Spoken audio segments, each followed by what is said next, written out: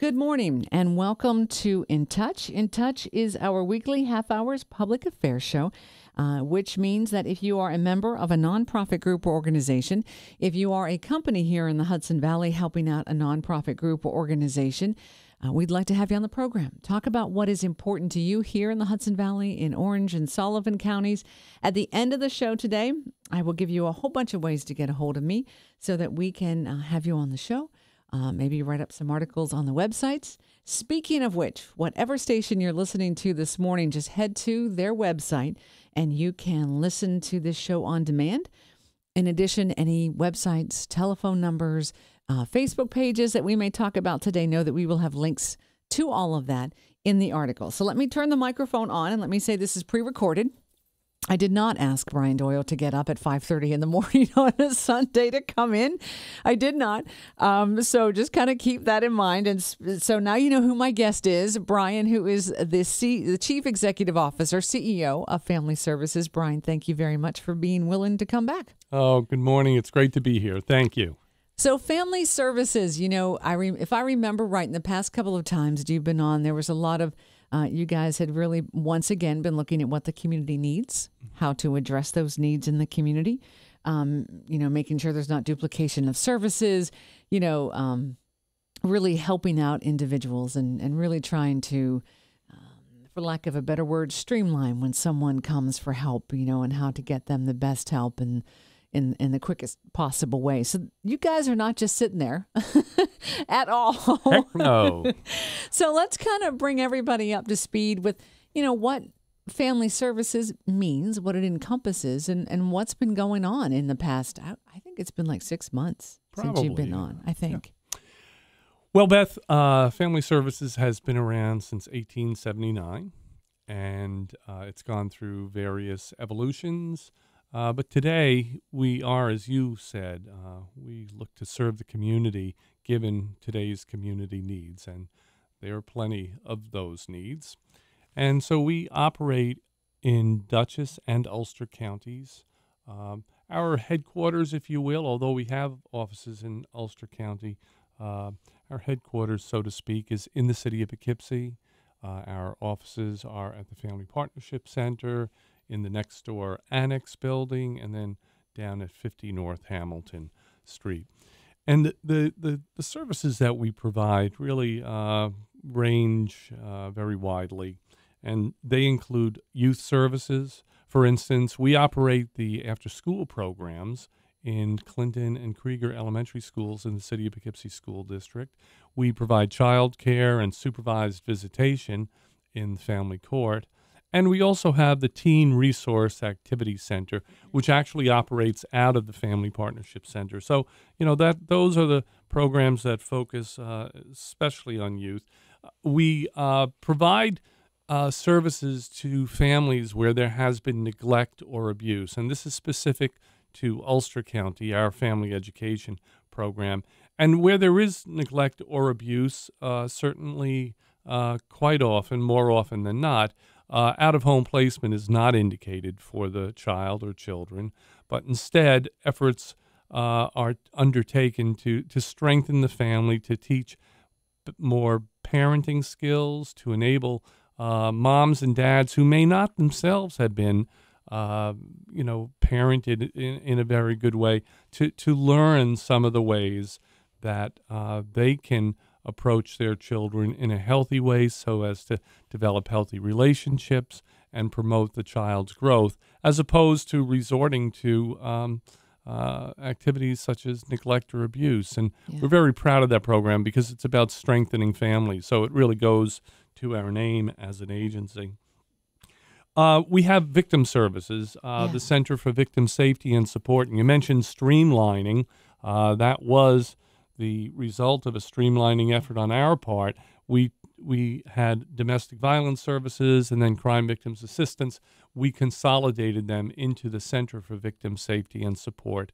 And there we offer support to individuals who have been victims of domestic abuse, of rape, sexual assault, or other crimes. It might be a robbery or some other form of assault. And we help victims recover from those traumas where eligible, we work with the State Office of Victim Services in providing the victims with reimbursement for certain losses.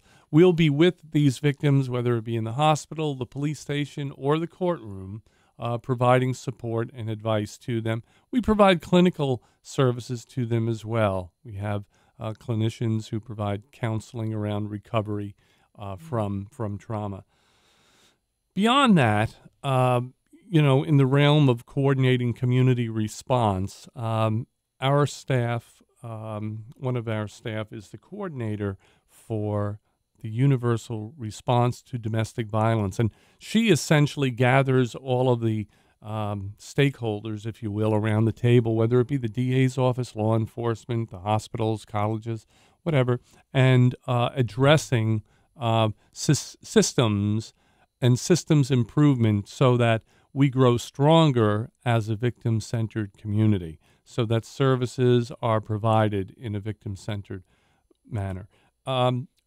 Corollary to that is our coordinator of the sexual assault response team, who also convenes stakeholders around issues of sexual assault, again, so that it is a victim-centered approach. And it's very important to gather the different perspectives. Obviously, we'll have a different perspective from the DA's office at times, or the hospitals, or the college. And so convening all of the stakeholders in a way and reconciling those perspectives so that we come out of it as a community that is working together. So those are some of the systems type of work that we do. Again, another systems approach that we take is over in Ulster County.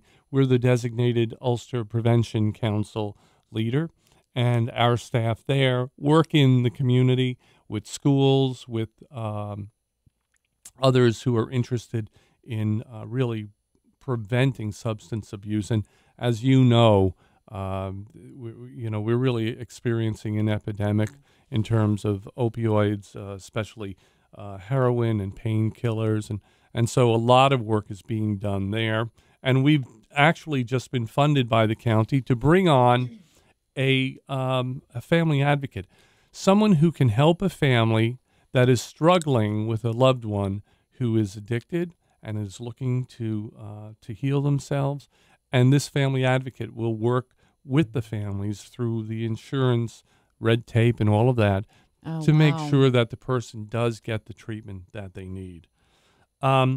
Another aspect of family services is our work in forensics, working with actual abusers, domestic violence offenders, and also working with, in another program, with sex offenders in trying to keep the public safe, keep the community safe, and prevent recidivism and repeat offenses. So we work at these problems, and those people don't work with victims, but they certainly are working for victims. And again, in order to prevent repeat offenses and to keep the community safe. Finally, the Family Partnership Center is a large 100-year-old building, a former high school on North Hamilton Street in the city of Poughkeepsie. And the Family Partnership Center is a building that we own and operate. We are stewards for that building, and in that building we house and lease to about 20 other programs and agencies that are independent of us, and yet we have a lease relationship with them. And perhaps more important, we have a relationship with them where we encourage amongst ourselves collaboration between these different provider agencies that provide such important health and education and other types of services to the surrounding community. So that's who we are and what the work that our wonderful staff do every day in and around the Hudson Valley.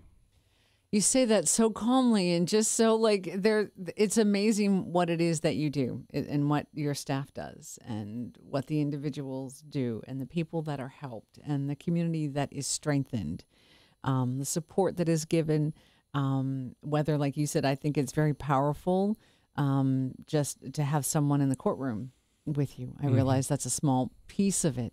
When you talked about in Ulster County, the Prevention Council, funding for a family advocate to help families through red tape through insurance, that can be very daunting. And, as you mentioned, with the epidemic of painkillers and opiates, days matter. And in some cases, hours matter. To be able to get someone who you love into a program and to get some help. So to have someone there to help with the red tape, that's very, very powerful. And so important. In Dutchess County, we at the Family Partnership Center recently hosted a forum that was sponsored by the Yeah. Poughkeepsie Journal. And it was a forum on heroin, and it drew over 450 people. And there were so many of those people who had stories of their own. They had struggled with addiction, or a family member had struggled with addiction, or a family member was lost to an overdose. There was a lot of pain in that room, but it's very important that they have a community standing behind them to help them get through these terrible times. And that's what we're doing in Ulster County. And by the way, the counterpart of the Ulster Prevention Council in Dutchess County is the Council on Addiction Prevention and Education. That's CAPE. And as a matter of fact, that's an agency headed up by Elaine Trumpetto, who herself presented at that forum that the Poughkeepsie Journal held. Now, with all of these programs and the services, whether it's clinical help, whether it's support in the courtroom, whether it's the parenting classes and all of that, you guys have a well-trained staff. You have folks that really know their stuff and know what they're doing. But while I do understand, there are grants and there's monies from the state that, will help cover the cost. It doesn't cover all of them. And I think also, too, I've always wondered, as an agency that is so responsive to what's happening in the community, that you guys may see a need that needs to be addressed, and it's not budget time. Right. But you're not going to not address it. You know what I'm saying? So how can we as a community help out family services? Well, I'm glad you asked. And there's a case in point. That Teen Resource Activity Center program, the TRACK program, was a perfect example of one where there was significant community need and yet really a dearth of public funding for it. I mean, there was some funding. There has been some funding from the county for it, but really it wasn't nearly enough to support it. And so we reached out to various foundations and businesses and corporations to sustain it. And we have sustained it, and we continue to work at getting renewal for those of that funding.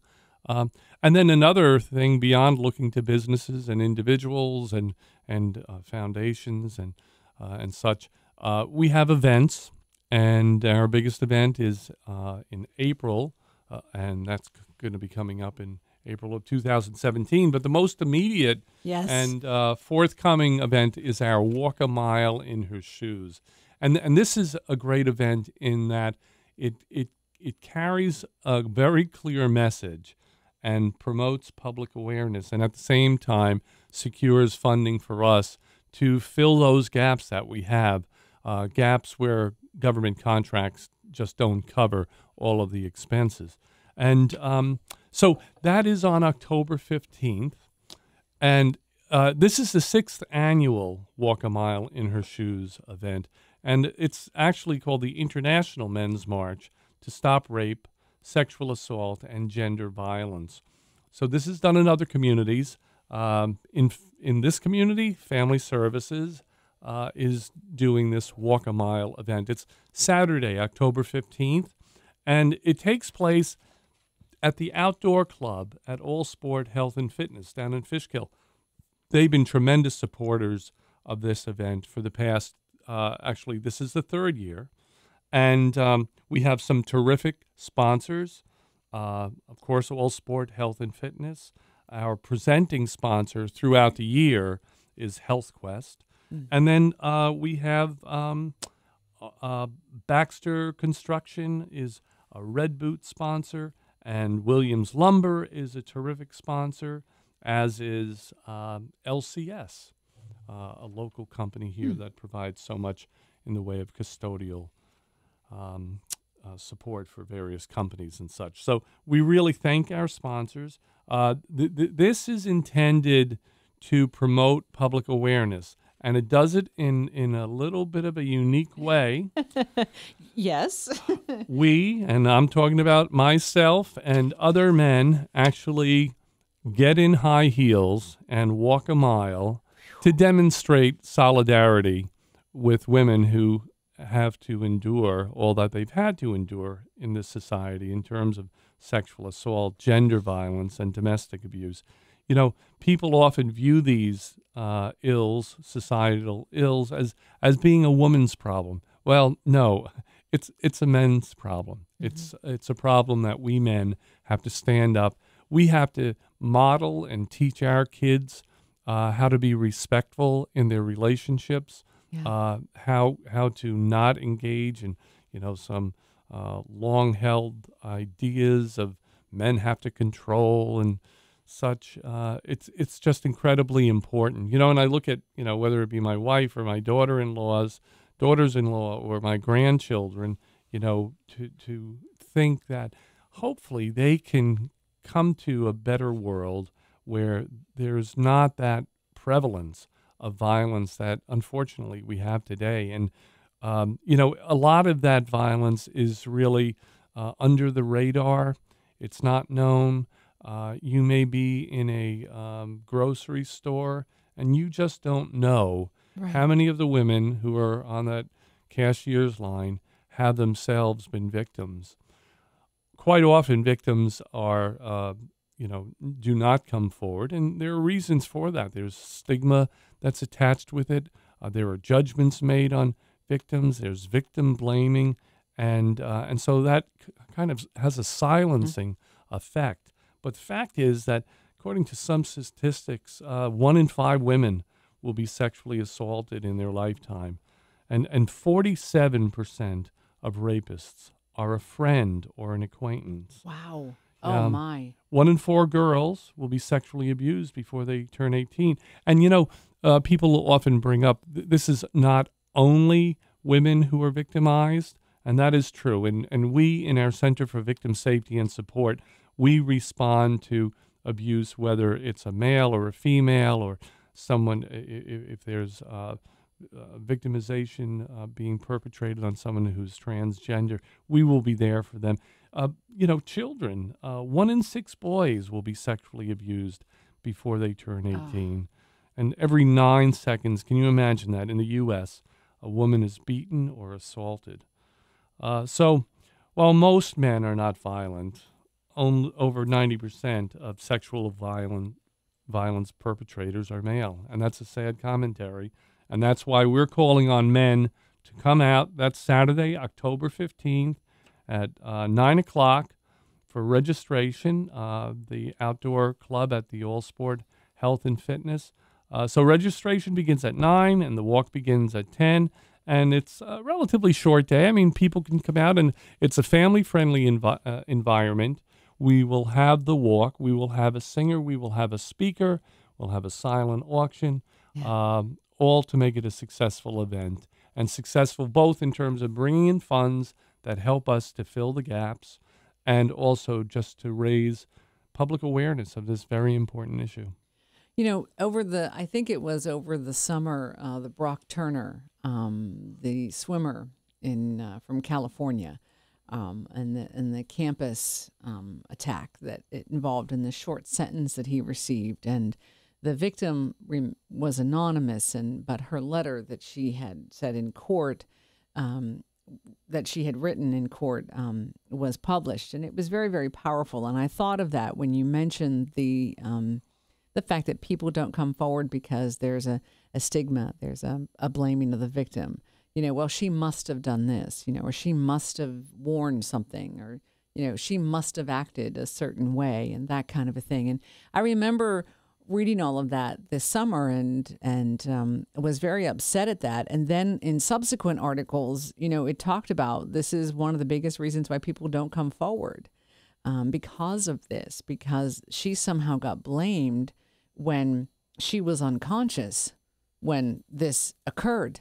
So it prompted a conversation. There were comments on there, as you know, as anytime anybody makes a comment on social media, internet, that you kind of go, what are you doing? What is that? Which just goes to show that there does need to be more education and more awareness, which I think is so powerful about this event, that's what this is for.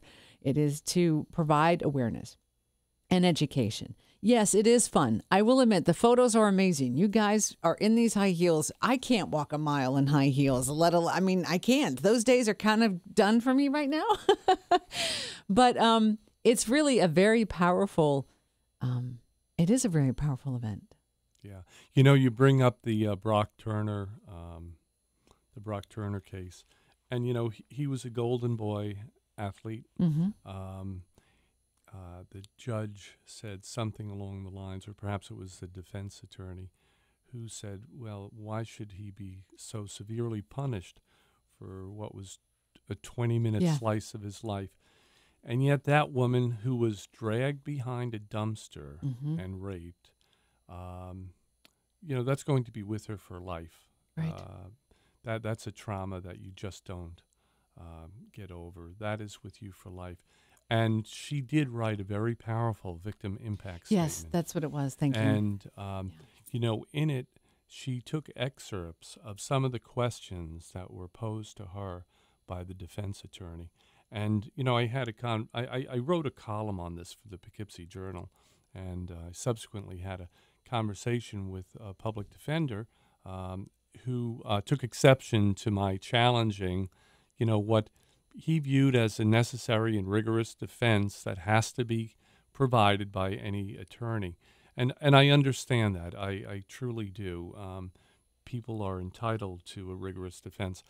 The problem that I had, among other things, was, number one, some of the questions were so reflective of ingrained societal norms about, you know, like you said, what were you wearing, or how much did you drink, or this and that. All of these things suggesting that, again, the victim was to blame, as opposed to the individual who dragged her behind the dumpster and raped her brutally. Yeah. And so the other thing is the sentence that was given by the judge was a 6-month sentence.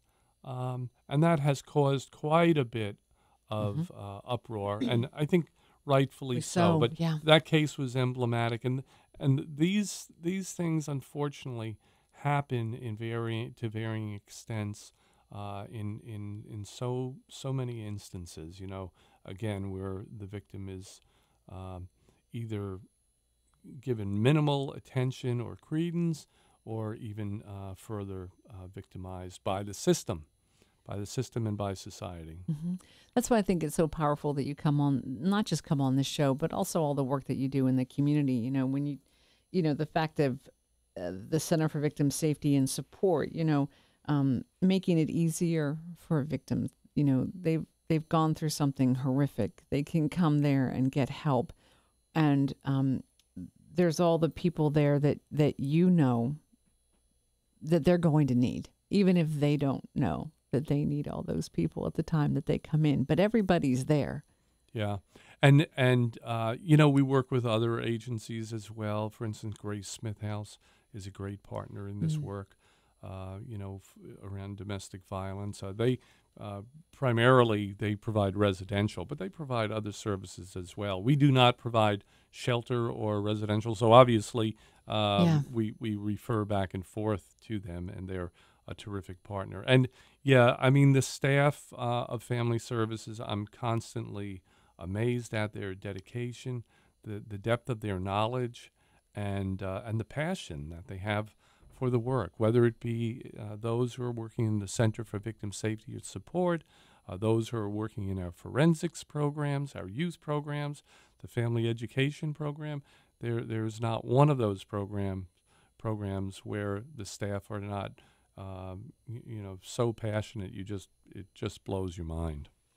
Well, this event, Walk a Mile in Her Shoes, how do people, can they register that day of? Can they register beforehand? If someone's listening this morning, how can they get themselves Well, involved? they sure can come that day, and we Okay. encourage people to come that day. But we also encourage people to sign up ahead of time. So the best way to do it is to go to our website, www.familyservicesny.org, and you'll see a big red shoe. And you just click on that, and it will bring you to the site where you can actually register. So we're hoping that people do. I'll tell you something funny. I was in church last Sunday, and I happened to do a reading for from the gospel or Mm-hmm. not, from the scriptures, not the gospel. And afterwards, the Monsignor Bryn he waved to me. He said, "Come on up." He said, "I just heard your radio spot this morning. Why don't you give this event a plug?" So that was unexpected, but it was welcomed, and it was very kind of Monsignor Bryn to do that. But and actually, a couple of people came up afterwards, and they said, "We want to get involved." So the more we can spread the word, the better we are. Yes. And also, as I started this program stating that whatever station you're listening to, go to the website. We will have some photos, I believe, from last year's event so that you can kind of get an idea and the camaraderie and even the support that's there that day. And like you said, it is a family event, so everybody come on out. And it's a fun event that helps handle a very serious problem and an issue, and it allows conversations to take place. It does. And I mentioned that we're fundraising here to fill the gaps for those expenses not covered by government contracts. But I really want people to be very clear that we enjoy a great relationship with our county government. Marcus Molinaro is extremely supportive of the work that we do in this realm. The Commissioner of the Department of Community and Family Services, Sabrina Marzuka, Mary Ellen Still in probation, Bill Grady, our district attorney, and it just goes on and on. We have great partners in this work. Yeah. We're very fortunate to be in this community. Yeah, I have found since I have moved here, because I grew up outside of Pittsburgh, but the Hudson Valley, the folks here have always impressed me. They see a cause, it's important to them, and they support it.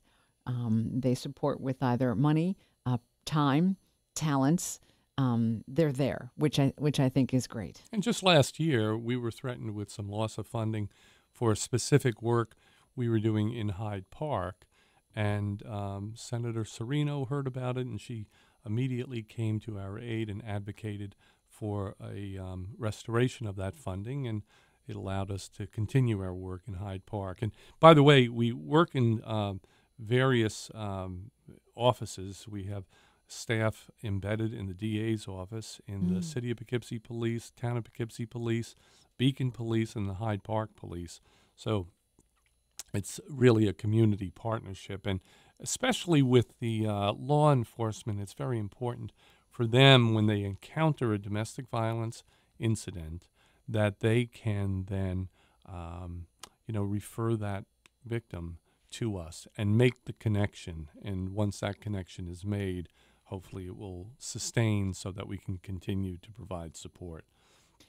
If anyone is listening this morning that needs support, is there, can they go to the website to get the phone numbers, or what phone numbers would Certainly people can need go to the call? website, but we Okay. do have 24-hour hotlines. And our hotline for rape crisis and crime victims is 845-452-7272. That's 845-452-7272. And our domestic violence hotline is 845-485-5550. 485-5550. Okay. Brian, any closing comments, final thoughts you'd like to leave with folks this morning? Well, I'm just grateful to you, Beth, for having me on now and then, just so that we can let people know about what we do. I can't tell you how often people who are maybe familiar with one aspect of our work is not familiar with another aspect of our work and says, boy, you need to get the word out there. You need to get the word out there about all that Family Services does. And this is a perfect opportunity for us to do that. And I thank you for that. No problem. And you'll be back again, I'm sure, with You all the bet. programs that you have. Brian, thank you so much. And thanks to all of you. Hopefully there's something that you have learned. And hopefully you have marked on your calendar for October 15th for Walk a Mile in Her Shoes. Head to the website of whatever station you're listening to this morning. You'll see an article. The keyword, just search In Touch, and it'll bring it up. You can listen to portions of the program if you want to get some more detailed information. You can also follow the hyperlinks in the article, and it will get you to where you need. If you'd like to be on the show, we'd love to have you here. You can give me a call, 845-471-1500. My extension is 159. Email beth.christie@townsquaremedia.com. You can also find me on Facebook and Twitter. I'm there, and we'd love to have you on the show. Take care of yourself and those you love, and we'll see you right here next week.